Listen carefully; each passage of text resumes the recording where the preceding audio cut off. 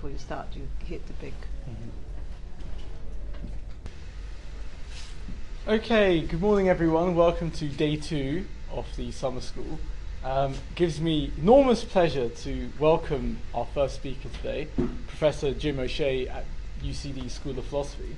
As many of you, or even all of you know, Jim is a world-renowned authority on Kant, Sellars, and pragmatism.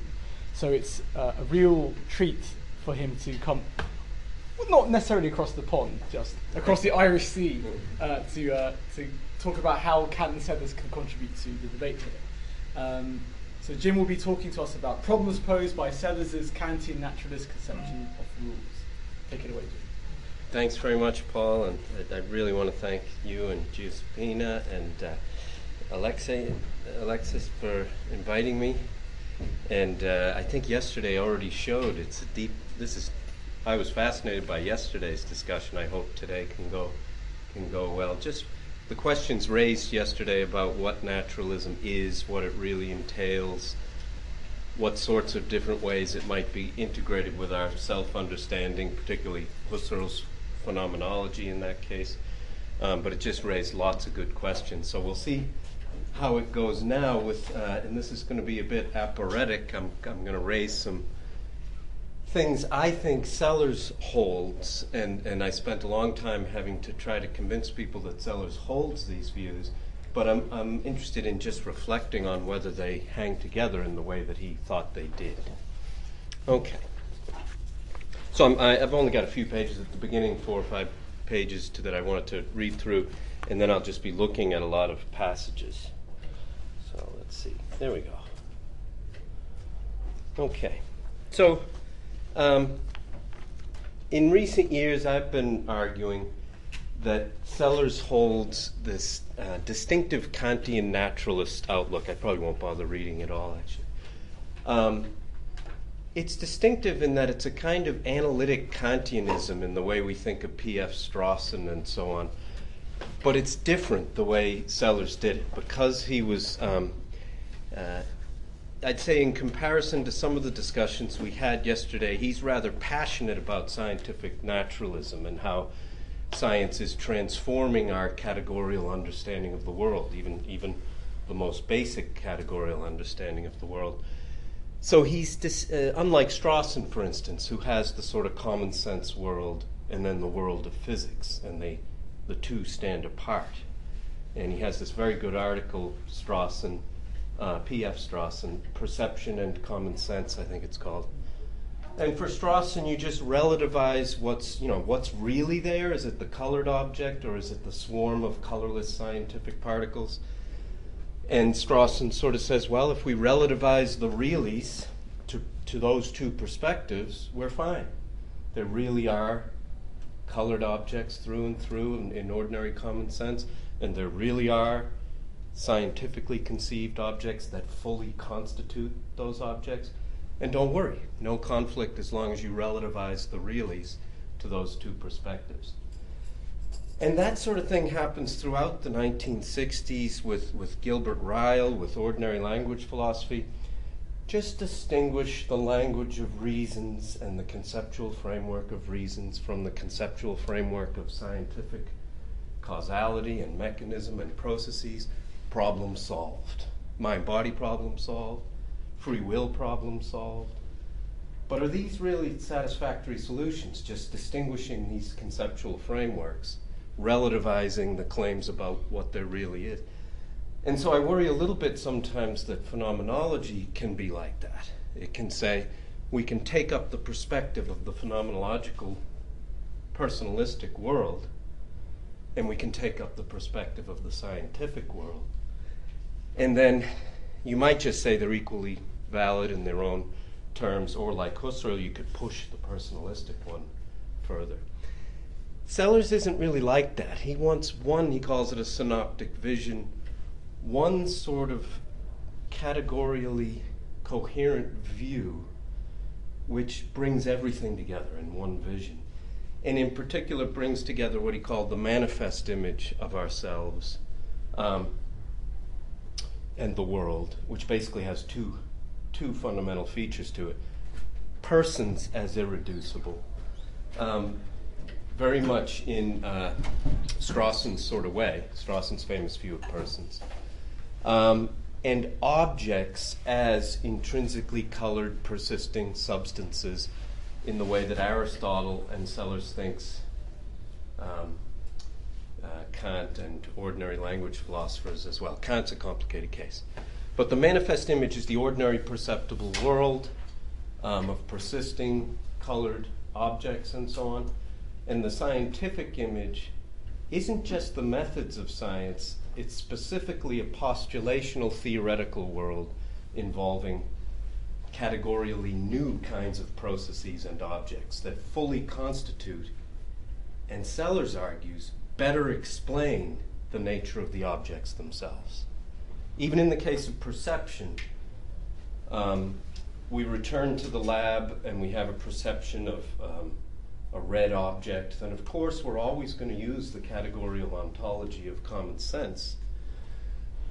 But Sellars thinks there's a certain point where phenomenology reaches the end of its tether when it talks about ordinary colored objects, hallucinated colored objects, and so on, and what their status is. Do they exist? Do they sort of exist?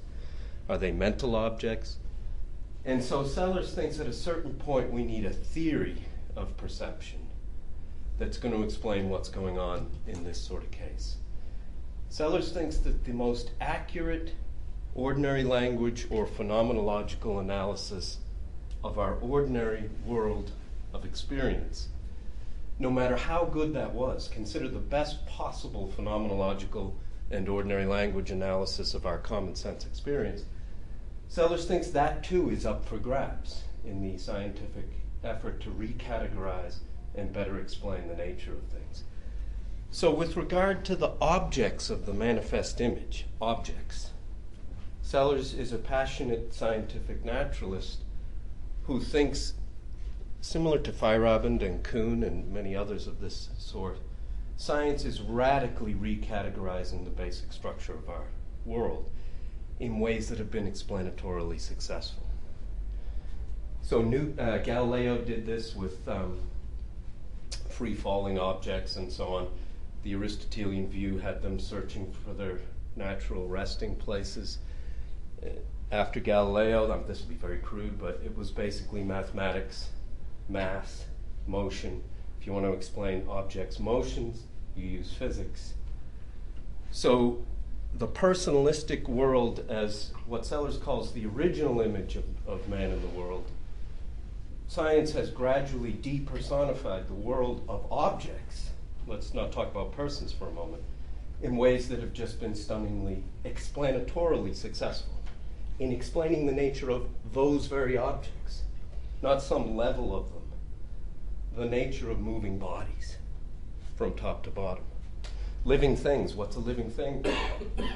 The second huge revolution was Darwin, and there that is open to interesting contemporary debates about what you're going to do with teleology in relation to evolutionary biology. And I asked my colleague Tim Mooney often what Merleau-Ponty thought about this with the lived body, and Tim tends to say, well, Merleau-Ponty would agree with the radical transformations that came with the evolutionary picture, but one way to look at it is quite radical. Natural selection, and whatever the complex processes are, depersonalize the notion of a living thing. Eventually you explain the emergence of purposes and teleology from processes that are non-purposive, and that's radical, that's revolutionary in Sellars' eyes. So you end up needing to talk about animals as organic creatures that have a purposive and meaningful existence, as it were. They represent objects, they have modes of behavior that are incredibly complex and teleological. But as philosophers, we can see that science has depersonalized, disenchanted successfully on this view. One of the deepest problems right through the 19th century. Think of the struggles in Kant in the 18th century with the third critique. What are we going to do with biological purposiveness? Well, Darwin showed us what to do with biological purposiveness. And I agree that that's categorially transformative. What it is to be a living organic being, it's not like there's a level at which you can do evolutionary biology, then let's talk essences. It's not quite that way. What it is to be a living organic thing was categorically transformed by the revolution in evolutionary theory. So I think to get the spirit of Sellars' philosophy, you have to be excited about that.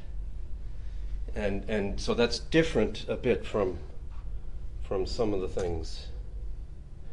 And yet, he's anti-reductionistic, and not just in ways, this is what's interesting to me about the way Giuseppina and Paul and Alexis describe this project.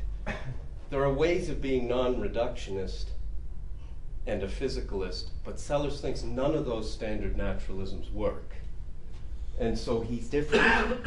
And what's interesting to me is he's different in Kantian ways, so that his non-reductive physicalism will be Kantian in certain crucial respects. And yet he's this uncompromising scientific naturalist. And how is he so? So that's the puzzle. That's Sellars' famous attempt to integrate the two images, the manifest and scientific, into one synoptic, stereoscopic vision. Now, you had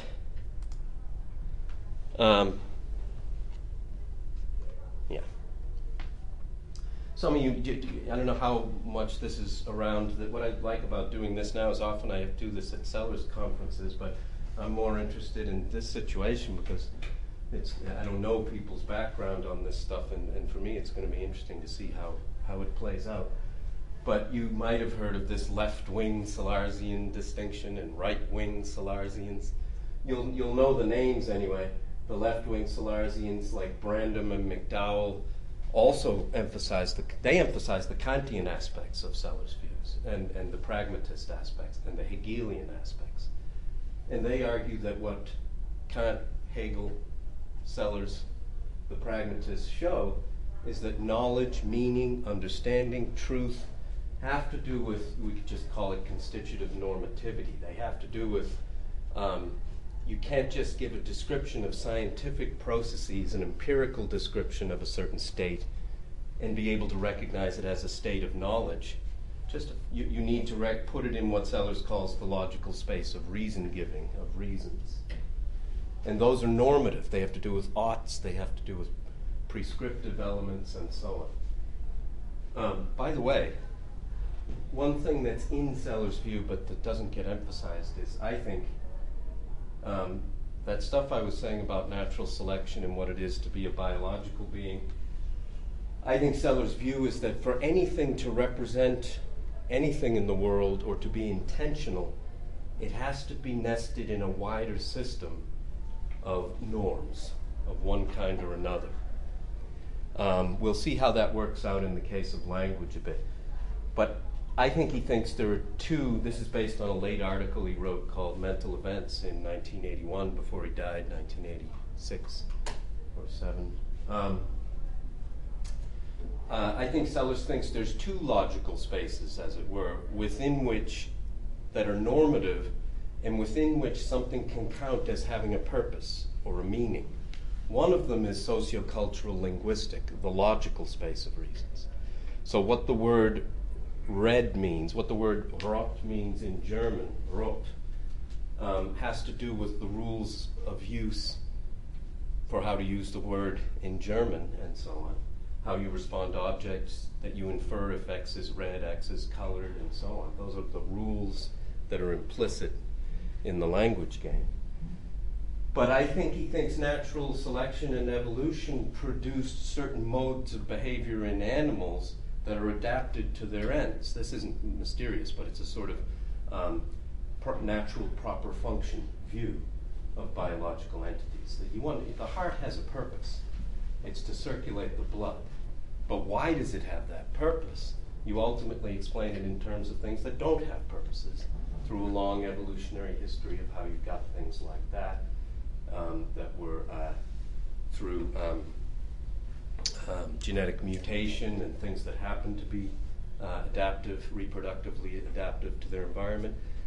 But you still get hearts as being for the sake of circulating the blood, and you intelligibly explain that by situating the heart in a history of selection pressures and so on. So this kind of teleological view of the origin of biological purposiveness, I think, is crucial. Sellars explains animal representational systems and animal agency in terms of these spaces of normativity. Not normativity in the sense that goes with ought, literally. That's the logical space of reasons. But a space in which things have functions. Does that make sense? Mm-hmm. Right, okay. So we are animals, and we're rational animals. In our case, we represent things in a way that calls upon our natural biological purposiveness, explained by evolutionary blah blah. And we are rational in that we occupy a logical space of reasons, which Sellars thinks ultimately has to be explainable in terms of the evolution of language. But that doesn't tell you what its status is. Now, that's the Kantian side. Okay, so the right-wing Sellarsians. Here's Sellars' infamous quote, the scientia mensura, people call it, because it's like Protagoras, it's a riff on Protagoras' homo mensura, man is the measure, human being is the measure. Sellars says, in the dimension of describing and explaining the world, that's important. In that dimension, not all dimensions that have to do with persons, say, not that. But in the dimension of describing and explaining the world, science is the measure of all things. Now what that is with regard to the nature of objects, science is the explanatory measure of their nature, what they really are. And I'm attracted to that view. I think that seems plausible. It's not saying that about norms, meanings, persons, truth, intention, and so on. That's not the business of explaining and describing it's going to turn out. So what happened roughly is Sellars wanted to bring those two together, but Sellars had enormous influence in philosophy separately in both streams, and no one, quite has got on board with his, maybe for reasons we'll see, maybe he didn't hang together in the way he wanted to. I actually find it deeply interesting, his own view that sought to integrate those. Just by the way, Sellars, he's doing this in the 50s and 60s. He developed something called, which we call sort of normative functionalism. It's a kind of meaning as use view of the meaning of language.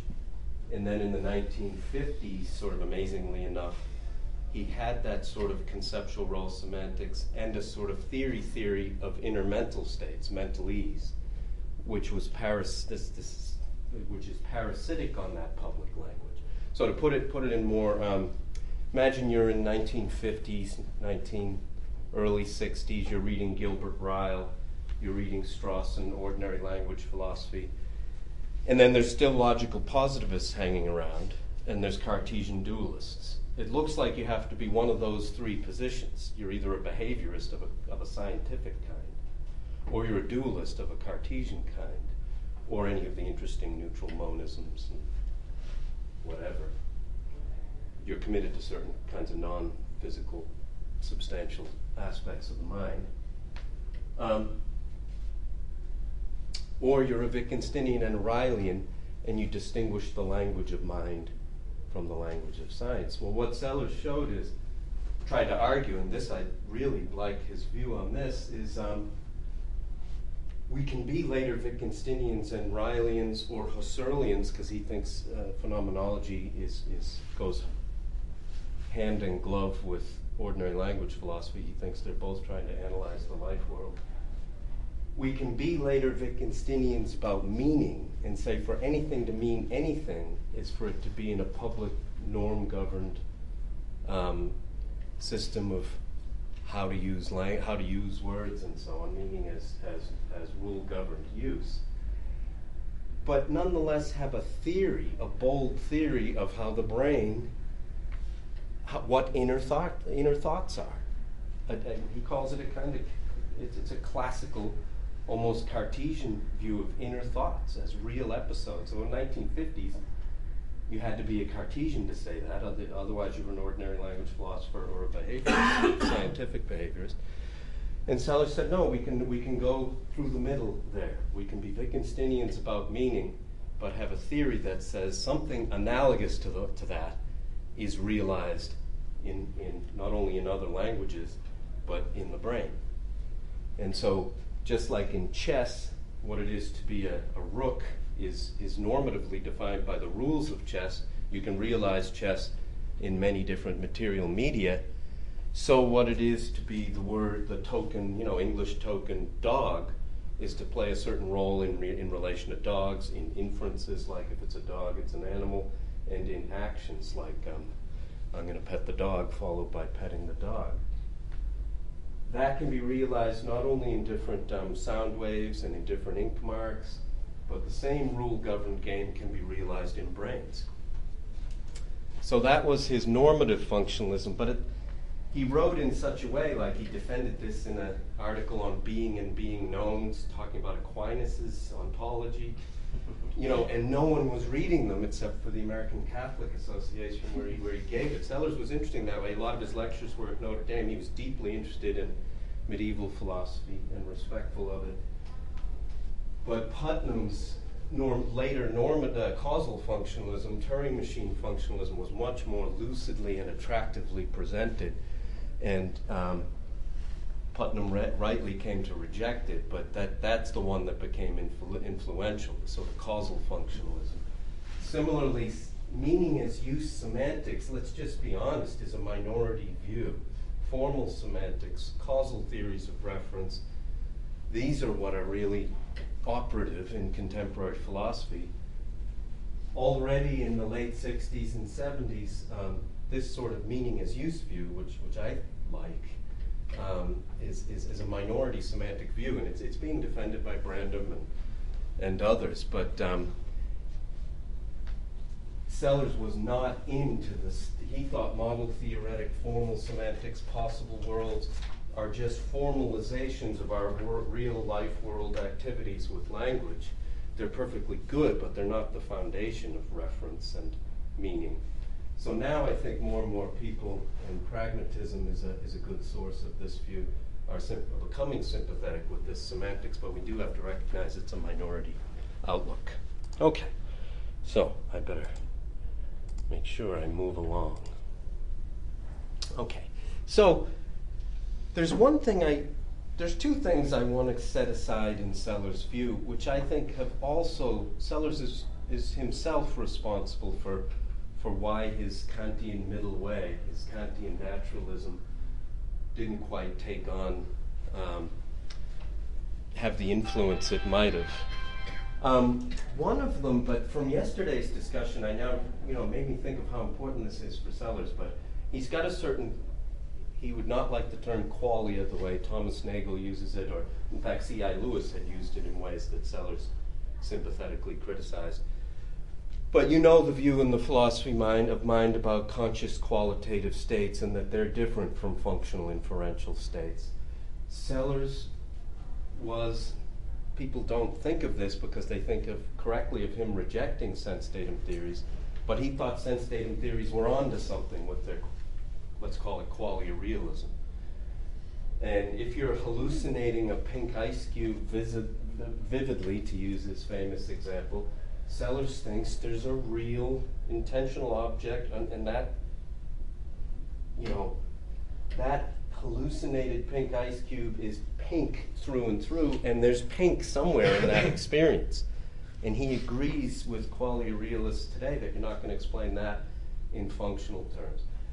That's important for yesterday's discussions because Sellars thinks our ordinary common sense and phenomenological analysis of the life world, in his view, he might be wrong about this phenomenology, but things are intrinsically colored in ways that are, he thinks at the end of the day, that categorical ontology has to be overthrown in favor of a more complex view of how color is actually a feature of central nervous systems in some way that's going to preserve that real quality of realism, but in a new shape. If you've read David Chalmers, you know how he gets highly speculative about consciousness and what it's going to be in the ultimate physical picture of the world. Well, Sellars is like that.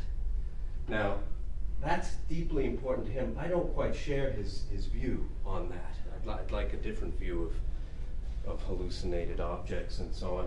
I think the phenomenologist can tell me, but he's not happy with leaving it as a kind of different kind of existence. I think he's right that it needs to be integrated into the scientific picture of the world.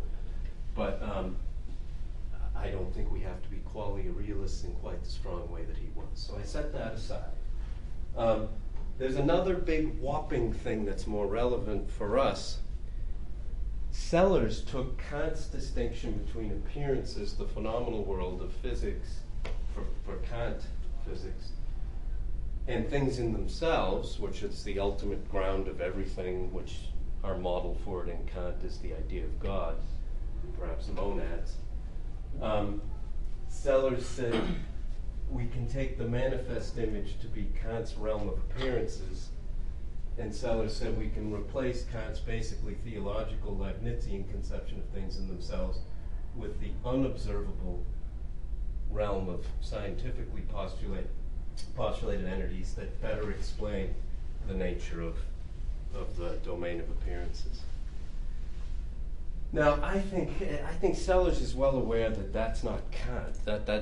Well, not only is it not Kant, but it has to stretch Kant in various ways. I mean, I think Kant was a scientific realist about unobservable entities within the phenomenal realm.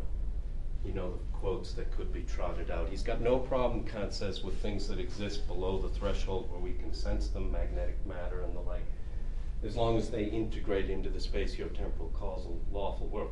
So Sellars recognizes he's creating an ideal picture where Kant ends up being the hero of the Aristotelian, Wittgensteinian, Straussonian ordinary manifest image. And Sellars thinks, let's Kant what really exists are the things in themselves, which he reinterprets as the scientific, theoretical, unobservable objects. Now, my view is not going to be that view. My view is going to be the Kantian empirical realism, which includes ordinary scientific realism within the realm of space-time and causality. And although I think Sellars is right that sometimes science overthrows our categorical picture of the nature of objects, I don't think you can generalize that to all in the way that Sellars does. It turns out that for Sellars, the manifest image of the objects, of the ordinary world of colored moving objects, is false. There are no such objects.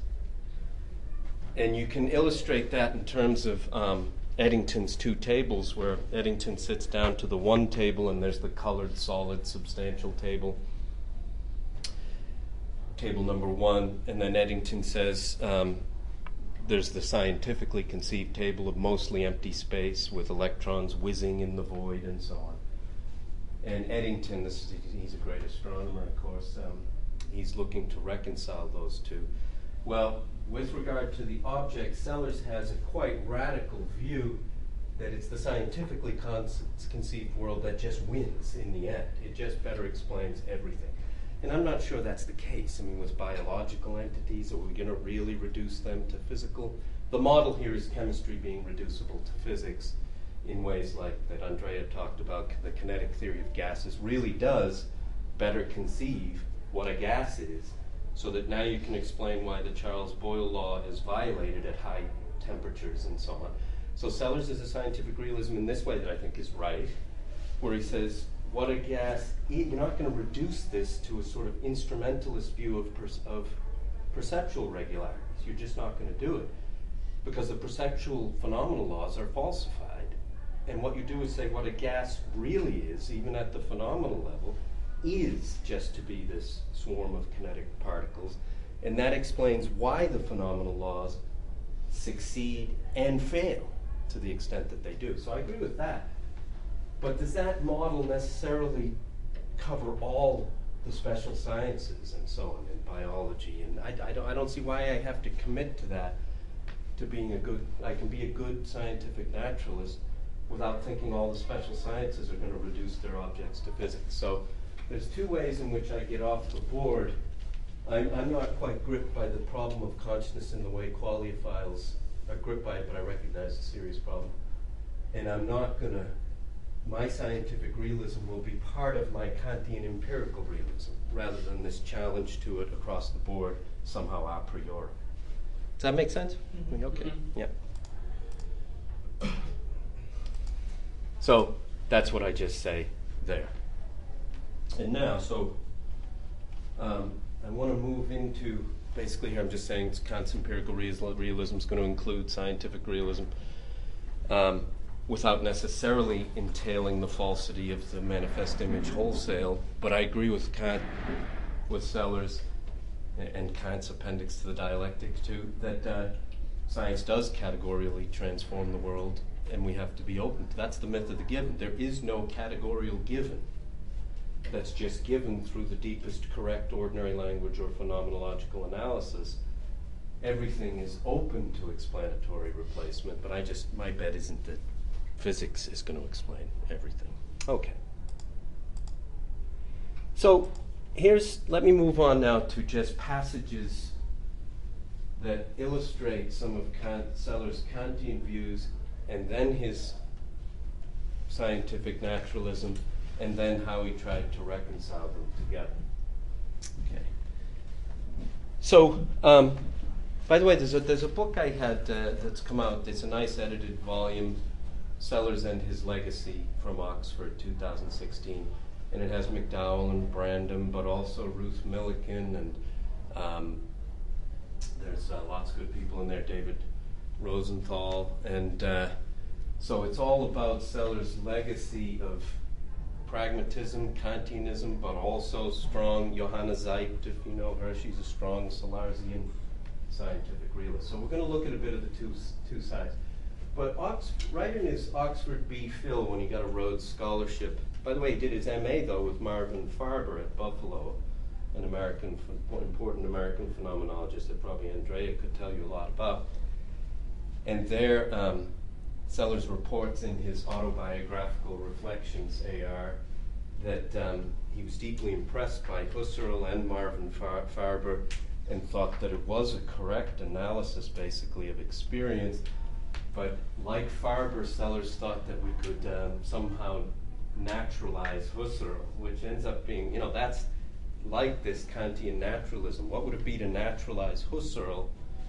Well, it would be to be able to explain why the categorial ontology of Husserl is the correct account of our manifest experience, but somehow give an account of that scientifically that explains the origins and how that fits into one spatiotemporal framework. Okay. So he says, anyway, H.H. Price was his tutor for Kant, and then he went on to try to finish a PhD, but he didn't finish a PhD. I was convinced that Kant convinced Sellars. Of course, Kant wasn't at Oxford, right? If I did this, now you get it back on the final exam with some of the second years. Kant convinced them that a skeptic who grants knowledge of even the simplest fact about an event occurring in time, even just that you're sensing in a certain way, if it's Hume, is in effect granting knowledge of the existence of nature as a whole. I was sure he was right. Now with this audience, with a lot of you with a background in German idealism, I'm not going to need to do much work convincing you that this is plausible, but the idea is basically it's a certain kind of holism and a certain lawful holism about what it is to know any fact, even about your own mental state at a time, has to involve embedding it in a wider context of externality and laws and so on. It's good old first critique stuff. But Sellars was convinced that Kant was right, and I think remained for his whole life convinced that Kant was right about that. Rather than, here's Sellars' view of Kant, and this Gabriel Gav has been working on Kant's methodology, and Sellars has an interesting idea that, you know, Kant wasn't trying to prove that there's empirical knowledge. Rather than attempting to prove that there's empirical knowledge, Kant is analyzing our concept of any finite knowledge of an empirical world. And that analysis is such as to rule out the possibility that there could be empirical knowledge that's not implicitly of the form, such and such a state of affairs, this here now, for instance, belongs to a coherent system of states of affairs of which my perceptual experiences are a part. And obviously Hegelians, Kantians, this is music to the ears. And this is the methodological thing I was thinking of. Sellars thinks Kant's doctrine of method agrees with this reading of Kant, that it's basic. It can't be a synthetic a priori truth that there are synthetic a priori truths. That would be a regress or a question begging. Sellars thinks it's an analysis of a conceptual analysis of what it is for there to be any finite, passively received knowledge of an independent empirical world. And that analysis shows that such knowledge must conform to logically synthetic universal principles, synthetica. And Kant believes that. I mean, Sellars believes that. I think he thinks Kant's right about that. As a pragmatist, Sellars does follow C.I. Lewis in saying that there can be different conceptual frameworks. It's a kind of relativized a priori, like Michael Friedman or C.I. Lewis, so that Sellars thinks in any empirical concept framework, there are going to be inference principles that take you from, say, copper to conducting electricity that aren't just logically formal inferences, they are lawful inferences. And any knowledge of a world, he doesn't think we have to agree with Kant that there's only one system of categories, but any empirical knowledge of a world will be characterized by these causal laws, or causality gets interesting later, since he doesn't think causality ends up being fundamental to science. He thinks causality is an important ordinary concept, and so we'll talk a bit about that. It relates to some things we discussed yesterday. Okay. So this is a bit more on this sort of stuff. And I don't think I need to repeat it too much. He thinks Kant's right that any knowledge of a world has to involve lawful inference principles, spatiotemporality, one system, and he thinks that's a crucial anti-empiricist view that's correct. Sellars himself will be a kind of Kantian empiricist, where our knowledge is fundamentally empirical, but it involves concepts and conceptual systems that are, as it were, prior. You don't just get them from sense experiences. Where do they come from? Well, it's, as it were, a conceptual framework first. We inherit a conceptual framework, and then in the manner of Peirce and C.I. Lewis, pragmatism, we test them against the world, and we refine them, and we change them. And science is the self-conscious, it's language gone militant, Sellars says. Science seeks to reform our categorical language in response to the influence of the world. It's a little bit like Karl Popper in some respects. Okay. Now this is the article that I sent out, which I know that you may not have had time to go through, but it's a very complex article. On the I think, my reading of Sellars, which I don't know how widespread it is, whether anyone else does this, but I think Sellars held Kant's view of the I think to be true, to be correct. And that's going to be the crucial thing that enables persons to survive irreducibly, even in the ideal scientific ontology of the world.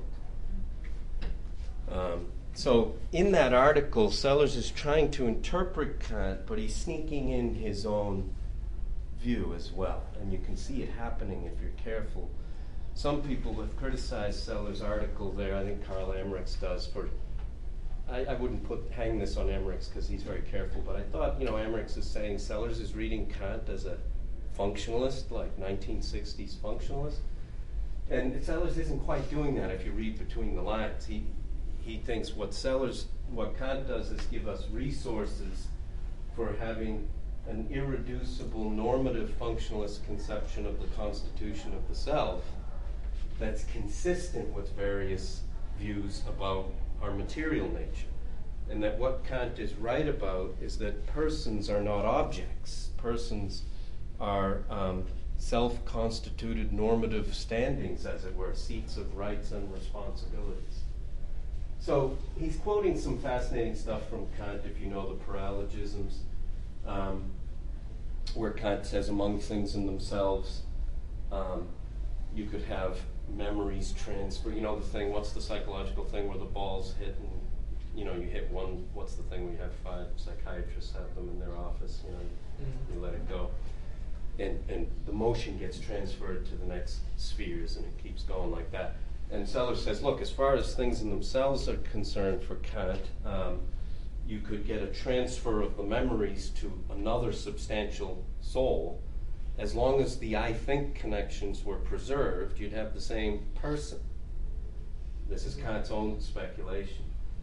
And so Sellars isn't saying that.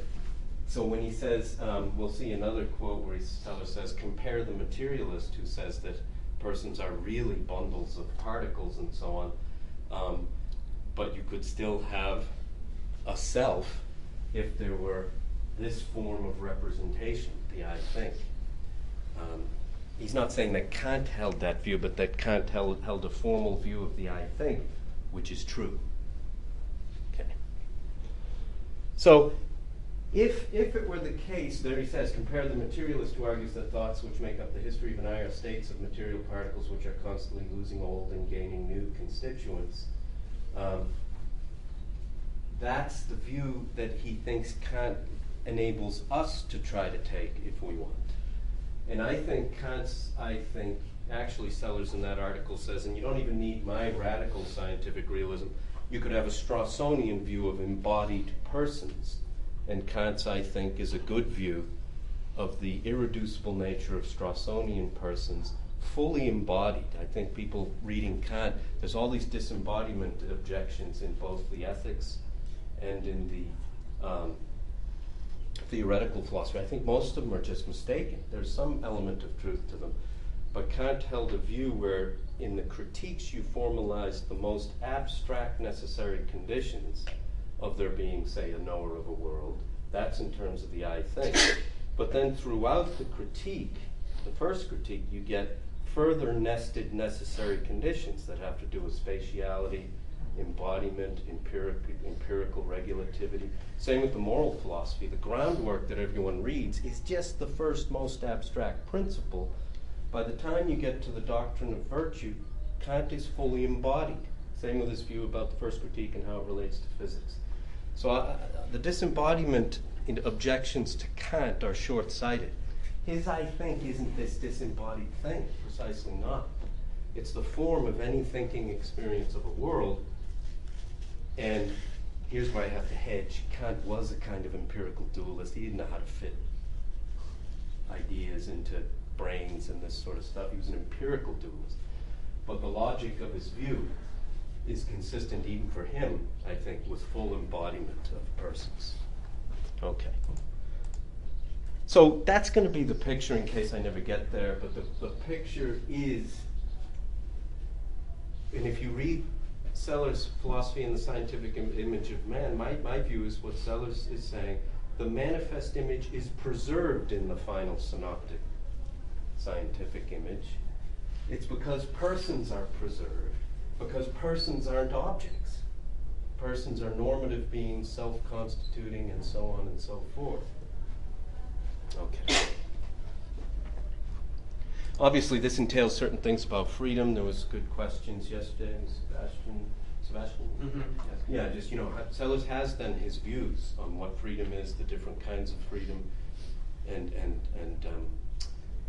the pure moral law, as it were. How does that causally function in real life and so on? and a certain view of Vilker versus Villa he was spelling out in the late 60s. But that's basically his view, and we'll see more about that. But, that's why his friend Herbert Feigl, who got him a job at Iowa, he didn't finish his PhD at Oxford, and then he went to Harvard to try to do it. He wanted to do it on moral obligation, but he said Frank and I had already done all that needed to be done on moral obligation. So Feigl said, well, you can get a job out in Iowa with Gustav Bergman and myself. And so logical positivism was rampant. So he says his friend Feigl, they shared a common purpose, this is Sellars, to formulate a scientifically oriented naturalistic realism, there's the Husserlian Kantian realism aspect, which would save the appearances, the manifest image object ontology. But Feigl was surprised by Sellars banging on about the seriousness which I took such ideas as causal necessity. Who's talking about causal necessity anymore in the 1950s? Synthetic a priori knowledge, intentionality, ethical intuitionism, the problem of universals, and so on. The whole Kantian side of Sellars. Even when I made it clear to him that my aim was to map these structures into a naturalistic, even a materialistic metaphysics. I think that naturalistic, even a materialistic, that's a hedge about the qualia stuff. So, of course, what it is to do that mapping is the hard bit, and how that ends up being understood. But on his view, the scientific image of the human being is that of a complex physical system. That's the scientific image. But that's to be integrated with the Kantian image of persons as irreducibly normative beings, and so on. So one of the ways in which he tries to do that is through his normative functionalism. But look at how he conceives the task. The task in philosophy and the scientific image of man, the task of showing that the categories pertaining to the human being as a person who finds himself confronted by standards, because Sellars agrees with Kant and the later Wittgenstein, you're not going to explain standards, justification, any of that in empirical terms, can be reconciled with the idea, a fairly strong idea, that the human being is what science says she is. So that's the strength of the task. And I think his commitment is to both defend that Kantian view of our conceptual cognition and our agency, all right up to the idea of a moral law and so on. Yet sketch how we can, as it were, scientifically naturalize that entire thing. Now, how? Well, one of the ways is in terms of his view of what thoughts are. And thoughts, if I utter the sentence, "This is a dog," that's a verbalized thought, and its meaning is explained in terms of how all its components have a use in the language game, let's put it crudely, and that's going to be a normative, rule-governed view of the concept dog, of the role of this, and so on. And as I say, Sellars argued that this sort of normative functionalism could be realized in brains. As Dennett says, Sellars invented functionalism in this way, but he wisely kind of left it open. It leaves open different views as to what the representational medium really is in the brain. If you're more of an activist, I don't really care when I'm talking about Sellars, because I think what he showed to be coherent was the hypothesis that scientific hypotheses about the media of representation, even if you end up being an activist or an externalist and it's all out in the environment, as it were, are consistent with the Wittgensteinian Kantian rule normativity. That's the interesting bit, not his particular view about mental ease. I think he might have been the first one to use the term, a kind of language of thought that's more later Wittgensteinian than Chomsky. But, how does that really solve the problem because all of those, what thoughts are for Sellars, and perceptions are thoughts for him. They're sensations caused by, evoked by objects that it's just Kant's B deduction, basically. They are a perception of a pink ice cube is an evoked conceptualization, this pink ice cube. Of course, animals and we can see pink ice cubes as objects among other objects without concepts. That's fine in the sense of animal purpose of perceptual systems. But basically, perceptions are thoughts, inferences are thoughts, and willings are thoughts. Willings, the will, is the capacity to have intentions and volitions, which are thoughts causing behavior. But it's not a mere causal theory of agency, because when you say, I'm going to drink from the cup, it's true that your intention causes your action, but it's the intention to drink from a cup where all of that is conceptualized. So as it were, in perception and action, you have a causal reliability dimension, but you also have conceptualization. So he's not a pure causal theory of action, but he's an interesting integration of intentions. If you know Michael Bratman or any people that work on intentions, Sellars originated some of that. His student was Hector Castaneda, Neri Castaneda, that you might know. Okay, so, but how are we naturalizing the mind, as it were, if we've still got a normative functionalist view of thoughts that specifies them in normative rule-governed terms? Why was he sanguine? This is the problem, really, that I'm going to end up leaving you with. But I have a certain view on what was going through his mind and why he held this. But think about it. He's explained the mind in functional terms that can be realized in matter. But unlike causal functionalism, he does it in terms of meaning as norm-governed use. It's normative. It involves oughts. And what it is to be a person is to be a subject of oughts and so on. Then how is he really giving a scientific naturalist account of that if it's shot through with normativity? Because he himself defines naturalism in a way that says it's a view of the world where there are no oughts, ultimately. So here's the power of the oughts. To think of a featherless biped as a person is to think of it as a being with whom one is bound up in a network of rights and duties. From this point of view, the irreducibility of the personal is the irreducibility of the ought to the is. And I think Sellars believes that, and that Kant was right about that. Then why does he think he's giving a scientifically naturalist account of persons while recognizing their irreducibility in this respect? One thing that's clearly operating on him is you don't have to say that thoughts are immaterial. You don't have to say anything is immaterial. That's true. It's a normative functionalism. And at one point he says, look, at the end of Philosophy and the Scientific Image of Man, he says, to say what ought to be isn't to add more stuff to the universe. It's to sort of intend what should be done. It's to institute norms. That's not in conflict with the scientific picture of the world. So I guess those two things make him a bit sanguine, that he's giving a fully naturalistic account. Another thing is, I think he's clear that in a couple of places he says, well, of course we're going to need a causal theory of the origins of language in the species and how conceptual thinking itself became possible. But he himself says that's the origins of conceptual thinking. It doesn't reduce away its status as irreducible.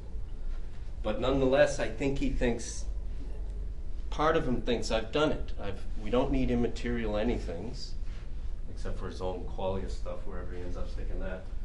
And he calls it non-physical too.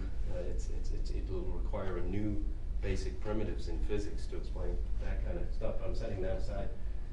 I think he thinks, look, it's a bit like Brandam's, we have met the norms and they are ours in the Enlightenment, and we institute norms. Persons are beings that have, he's got a theory of the institution of oughts and their causal efficacy that demystifies them naturalistically, even though in a certain sense they're irreducible. So I know I'm going on quite long here, but let me just do the final section. So I think in my book on Sellars, I called this as norm nature management principle, but it's a little clearer to call it the rule uniformity principle or the norm uniformity principle. The principle is as follows, he says in his article, Truth and Correspondence. Although to say of something that it ought to be done, I'll leave out ought not to be done, in a certain kind of circumstance is not to say that whenever the circumstance occurs, it is done. One ought not to lie. Of course, people lie. The statement, nonetheless, that a person or group of people think of something, see, here's part of the naturalization, an ought is going to turn out to be a we intention. Let it be that all of us win the war. He's going to explain oughts in terms of community intentions, where you say, one ought not to lie. Let any of us, for our common good, not lie. That's going to be the moral imperative for Sellars, his version of kind. It's going to be a community intention generalized to across, ideally, all rational beings, one would like to say. But like Richard Rorty says, in practice, we extend the community of we as widely as we can. And so at any rate, that has real causal effects. These intentions have real causal effects, and so do community intentions.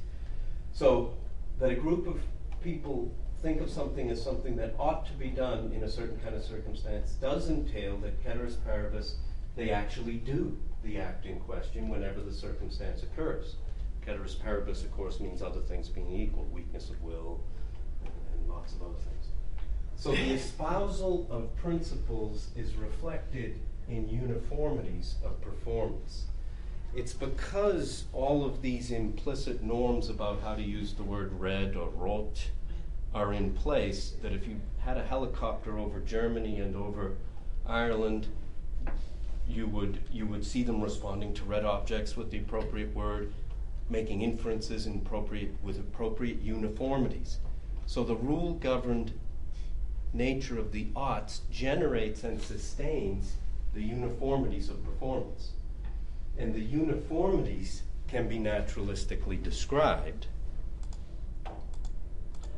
And Sellars actually thinks that's crucial to what he calls picturing and correspondence to the world and all this stuff. He thinks all of our rule-governed practices are generating natural uniformities in our behavior, in our representational activities that mirror the world. If you're talking about matter-of-factual stuff, if you're talking about mathematics, that's different. It's about provability. If you're talking about ethics, that's different. It's about community-instituted ends, and so on. So that's another reason I think he thinks that he's given a naturalistic semantics, even though it's rule-governed. It's because the rules and the causal uniformities necessarily track one another, and you have no causal theory of reference that's not rule-governed for him. It's not going to be Kripkean like that and so on. But he thinks, look, the oughts don't add anything naturalistically mysterious. It goes right back to learn when I had someone over the house years ago that was learning English, and I was expecting a phone call, and the phone rang, and he was sitting on the couch, and he'd heard, "I'll get it," and the phone rings, actually, and he said, "I'll get it," and then I missed the call. It's just sat there, right? Phone rang again later in the day, "I'll get it." Just didn't do it. So he knew the token, "I'll get it," when the phone rings. But I said, no, see, the I shall do A is followed ceteris paribus by the doing of A. If you say, "I'll get it," then get it. So that motivating role of shall intentions, generalized into we intentions, those are oughts. So we shall win the war. This is a popular topic now, community intentions. This was back in the 60s. Implies that there are certain things you don't do to frustrate that capacity. If you say, "We shall win the war," then you don't start working for the enemy. It doesn't entail specific actions, but it has negative uniformities about what you don't do. And then there are the most general, pure Kantian thought of the moral law. Is for Sellars nothing mysterious about it. It's a thought. And Kant's view of the will is of thoughts causing actions. But they are rational thoughts. It's the thought, let any of us, if in circumstances so-and-so, do so-and-so. For the common good, Sellars add in, which might say, how's that Kant? but that was actually a kind of nice reading. It was in the late 60s, but Geyer and others have showed the role of happiness being crucial in Kant's ethics. So, I will finish. So that's, I won't go into this. This again, I talk about the causal order and the order of reasons track one another for this, in this necessary way. And picturing is something that is always governed by the normative space of reasons for Sellars, or if you're an animal, by the natural selection space of proper functioning. So nothing in Sellars has the causal order swinging free of norms, but they go together in such a way that it generates. So his theory of epistemology in the 50s is that it's causal reliability. Whenever you judge there's a red object, then ceteris paribus, there's a red object. That's how you learn the language. But it's norm-governed causal reliability, and so on. I had two more quotes, and I'll finish up. In 1949, he wrote this paper, Language, Rules, and Behavior, where he did it in the mode of pragmatism, but he has a footnote saying the concept of rule-regulated behavior developed in this paper is, in a certain sense, the translation into behavioristic terms, or normative functionalist terms, of Kant's concept of practical reason. Kant's contention that the pure consciousness of moral law can be a factor in bringing about conduct in conformity with the law becomes the above conception of rule-regulated behavior. However, for Kant's concept of practical reason as, so to speak, an intruder in the natural order, I'd like to think I can read Kant in a way that doesn't put it that way, but Sellars has a real ontologically realist view of Kant's things in themselves that I don't have. We substitute the view that the causal efficacy of the embodied core generalizations of rules, the idea that espousal of principles is reflected in uniformities of performance, the intentions and so on, is ultimately grounded on the law of effect, that is, the role of rewards and punishment in shaping behavior. So I think his view is that oughts aren't mysterious for one reason, because they're thoughts which are functional entities, and because instituting norms isn't adding new stuff to be explained, because persons aren't objects, they're Kantian self-constituting normative beings. And this is the part that I think he holds. We can give a naturalistic account sideways on, as it were, about how oughts work, but that doesn't mean you've dispensed with them. It just means you've explained them scientifically.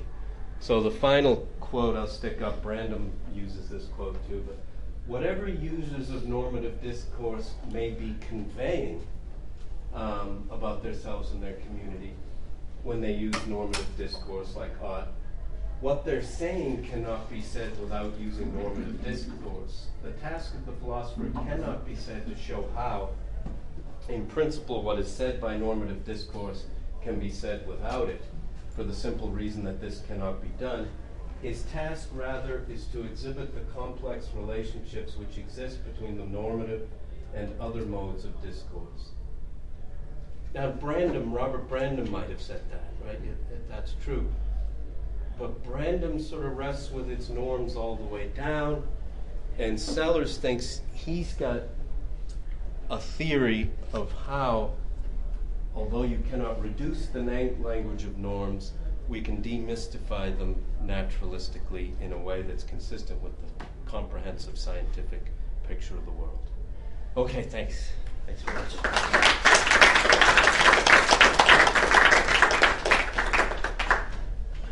Okay, so we've got plenty of time for questions.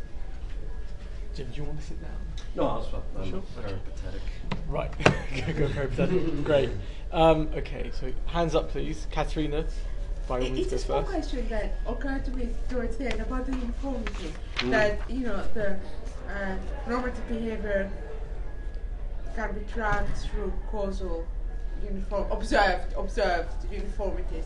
Well, It strikes me that that's just let me say, you're not going to get at the normativity by looking at the mere consequences, which are never going to.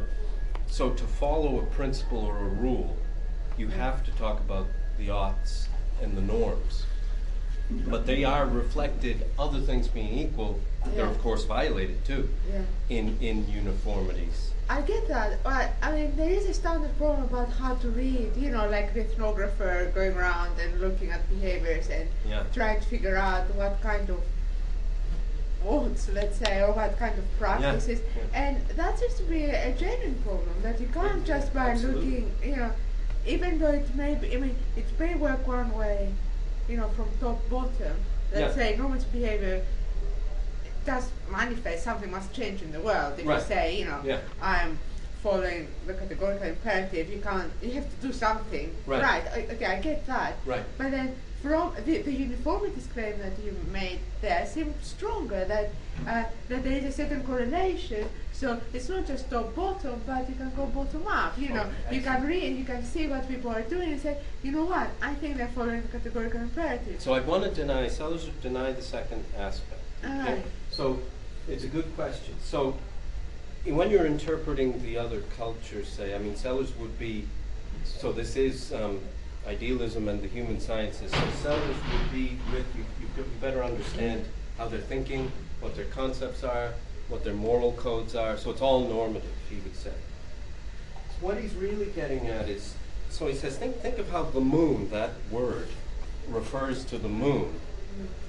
And he says, well, it's this incredibly complex story about how English speakers all over the world have been using the moon in a rule-governed way, but in response to looking at the moon, pictures of the moon, in inferential patterns about the moon of a specific kind. So to understand what the moon means, you have to just do normative rule-governed classification. That's true. And you're not going to understand what the rule means, pace crypti, by saying it's some baptism and then a causal chain. You're never going to get it bottom up. But nonetheless, the way English speakers use the word moon has made it such that there are these semantic uniformities that correspond to the semantic rules, ceteris paribus, massively for the most part, in how they, when they use the word, what inferences they use the word in. That's actual verbal behavior that could, so he has semantic rules generate and sustain in public normative implicit blah semantic uniformities. But you never get bottom up accounts. Even in the case of animal behavior, to understand how they're representing the world, you need to look at the functions of what's involved and so on. So yeah, he's trying to say, take the top-down view, but look at how the top-down view necessarily generates certain patterns for the most part. And it's those patterns that hook us up to the world. So take knowledge. Sellars says knowledge is a standing in the space of reasons. That's true. But this is a chair. And Sellars says there's two components to it. If your 10-year-old comes into the room and you say, where's the guitar? And the 10-year-old just came in from the other room and says it's on the table in there, I just saw it. Then you take them to be reliable. Why? That is, you take it to be ceteris paribus, highly likely to be true, that if the 10-year-old said there's a guitar right in there, I just saw it, it's likely to be true. Because of how they've learned the language game, basically, Sellars says. They know how to use they say to Wittgenstein, how do you know this is red? And he says, I know how to use English. So, but there's not just how to use English, there's how to use English in patterns of response when you're teaching the child to red objects. And so that these little normative beings become reliable indicators of the presence of red objects causally, but all because of the normative training. So yeah, you don't read anything bottom up, but he thinks people, particularly Wittgensteinians, underestimate the naturalistic dimension that generates. But isn't this mysterious then? There seems to be, I agree, and what you say is plausible, but there's a mystery there.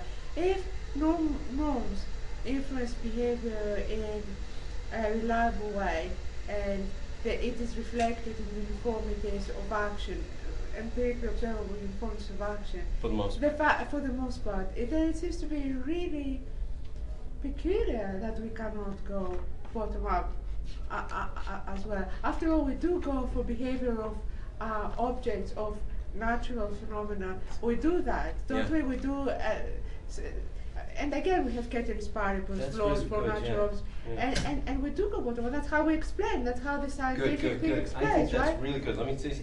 So, let's say you say the moon refers to the moon, or dog, or perro means dog. What Sellars thinks is that those are normative classifications of how we use the language. But so call those normative meaning classifications or whatever, and meaning is used. But he says you're absolutely right, and you're making me think that as well that I underplay sometimes the power of what he thinks the other side can then do, because he thinks because of that we could give a fully extensional, meaning not intentional with an S, meaning not involving ought and rules, account of what's going on when people use those words in the patterns of their behavior and inferences, as it were, without leaving anything out, so that he says we give a Principia mathematical, extensional, behavioral, neurophysiological account of all the patterns that are going on that are involved in the fact of perro meaning dog. Is that the right word in Spanish? So, but then he says, but of course, something is done by meaning classifications. That is, what are we doing when we say that rot means red? What are we saying when anything means anything? Then he wants to say, well, despite the fact that you can give that naturalistic account of what's involved, because it was, I think it's our normative discourse that partly generates those uniformities. So you can't really have fully explained them without taking into account how they're sustained and originated by normative discourse. And then that's supposed to apply to normative discourse too, how we use ought. But I think it's a really good question, because sometimes Sellars comes out quite bluntly and says, and imagine that this was me when I was writing this book on Sellars. I'm talking to Brandon and McDowell all the time, which was great. But, then I'd say, well, look at this passage where Sellars says, look, the meaning of this word, blah, blah, we could be given a full extensionalist account with no oughts, no rules. What's he talking about? But that's what I think he is talking about. You're right that there is then a significant respect in which you can give an explanation of what goes on in the world with these language users that are using red in these pattern governed ways. But I think he says things like this because he doesn't think you can eliminate the irreducible normative discourse, and I think in part because it's partly responsible for why those patterns are the way they are. So I think you have a deep question, but that's the way I would go with it. Great. We have 15 more minutes, so I will try to get everyone in as reasonably as possible. So, Gabriele? So very, very quick. So it's about Sellars' interpretation of transcendental idealism. Yeah. And it's something that I've never really understood. Yeah. And so one question is, when he says that the scientific, so science basically gives us what things in themselves are, could that be understood in a regulative way? So because of course you have science also evolving in time. So what? Right, it's Persian. It's for Sellars there it is. is this Persian element. Right, and you know kind of Persian, if anyone does. Yeah. So I was wondering if Absolutely. that could be read in a more modest way or something like that. Well, I would like to read it in a more modest way. So, I think he overgeneralizes certain models of scientific explanation that are radically. Imagine you read Kuhn and you think, oh, all of science is revolutionary like that. It recategorizes the fundamental nature of the world, and you can't just sort of say, oh, it's only at a certain level. Once you're in Darwin's world, you're not in Aristotle's world because it's categorially, ontologically different top to bottom. And I think he thinks science explains by reconceptualizing. So take Newton in relation to Einstein. Einstein radically reconceptualizes what it is to be a moving body so that its mass gets bigger with velocity and all that stuff. So that literally Newton's laws are false. There is no world in which Newton's laws are true. That was Newton's world, as it were. But there's nothing that obeys Newton's laws. Now you can, for certain purposes, because Einstein models within his theory why Newton's theory held to the extent that it did and was falsified when you let the sun go by Eddington, when Eddington confirmed that.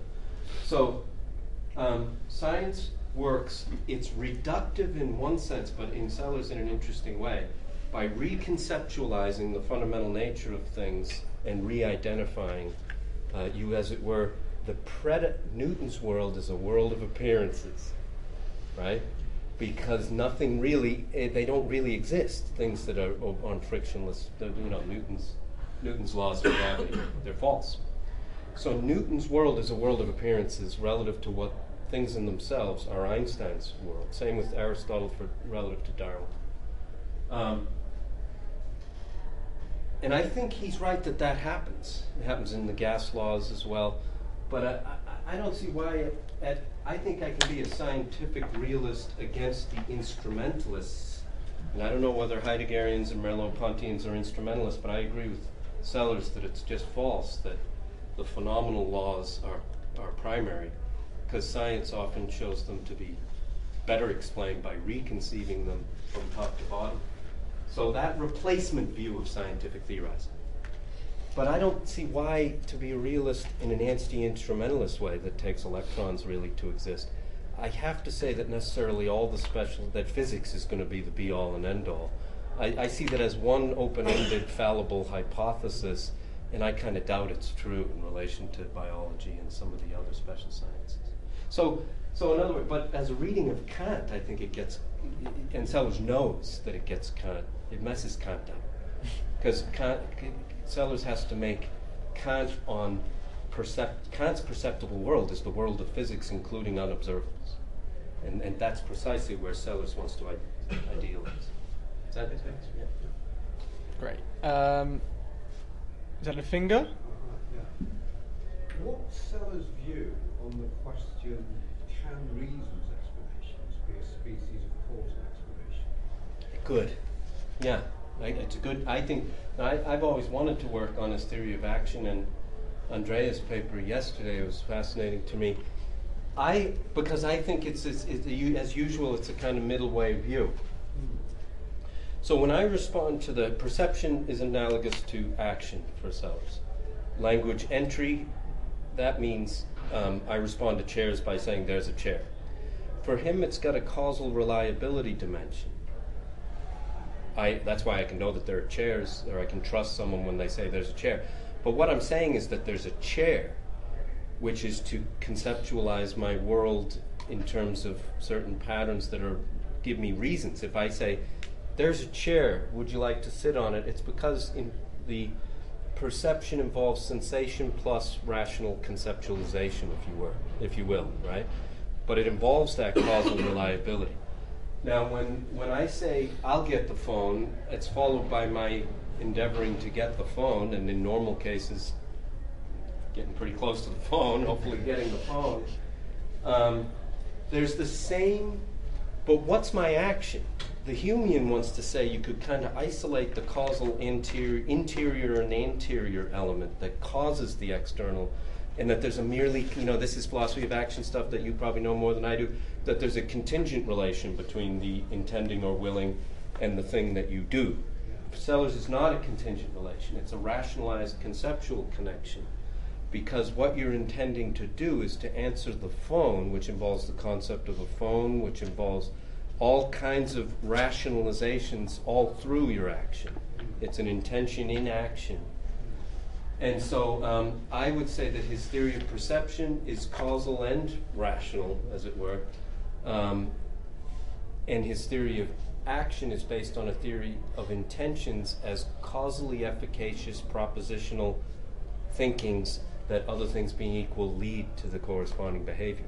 But the behavior is conceptualized. So I think it's that kind of, it's got the causal element as crucial, but always, as it were, within the space of reasons for for rational action. Yeah. Yeah, because my thinking is that if he wants to go that far, Yeah. then that's pretty close to saying that in principle at least, reasons explanations can be causal explanations. And if that's the case, then can we not have a normative discourse with, if this makes sense, a non-normative equivalent, where we can translate the normative into equivalent non-normative terms, you see what we kind of translation project. It's a bit like Katerina's question. You know, you have this top-down and bottom-up aspect to it, but I think on his view, if you're talking about, say, a human action, you're in a human intentional action, you're not going to be able to eliminate the level of intentional description if you're capturing the same action. And it's related to Katerina's question, is at the same time, you now understand why every action is a causal pattern. You couldn't will to shut the door unless all kinds of causal behavioral training went into your repertoire that got it such that when you, as it were, think certain things, you do certain things, ceteris paribus. So, but it's the same sort of pattern for him. You nonetheless don't, this is really the same thing.